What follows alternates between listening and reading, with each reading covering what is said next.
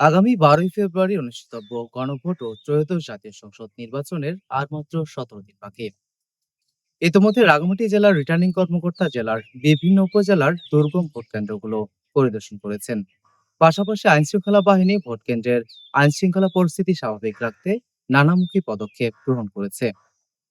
রাঙ্গামাটি ২৯৯ নং আসনে মনোনীত ৭ জন প্রার্থী জেলার বিভিন্ন উপজেলার পাড়া মহল্লায় তাদের কর্মী সমর্থকদের নিয়ে নির্বাচনী প্রচারণায় ব্যস্ত সময় পার করছেন।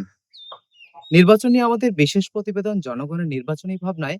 আজ আমরা শুনবো রাঙ্গামাটি জেলার পশ্চিমে অবস্থিত কাউখালী উপজেলার সাধারণ মানুষের নির্বাচন কেন্দ্রিক ভাবনা ও প্রত্যাশা নিয়ে।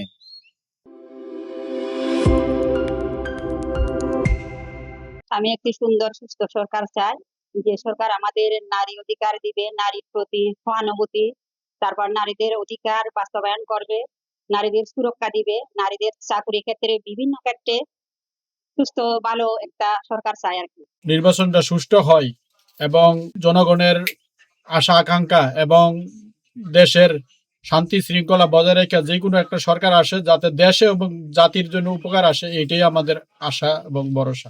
আমরা সরকার থেকে দাবি করি সুষ্ঠু নির্বাচন হয়, নির্বাচনটা আমি ভালো করে দিতে পারি, নারী পুরুষ একসাথে ভোট কেন্দ্রে গিয়ে। একটা মানুষ নিশ্চিন্তে যাতে তার ভোটটা প্রয়োগ করতে পারে সেটা নিশ্চিত করা হচ্ছে এই অন্তর্বর্তীকালীন সরকারের কাছে আমার এবং আমি মনে করি সচেতন নাগরিকের প্রধান প্রত্যাশা।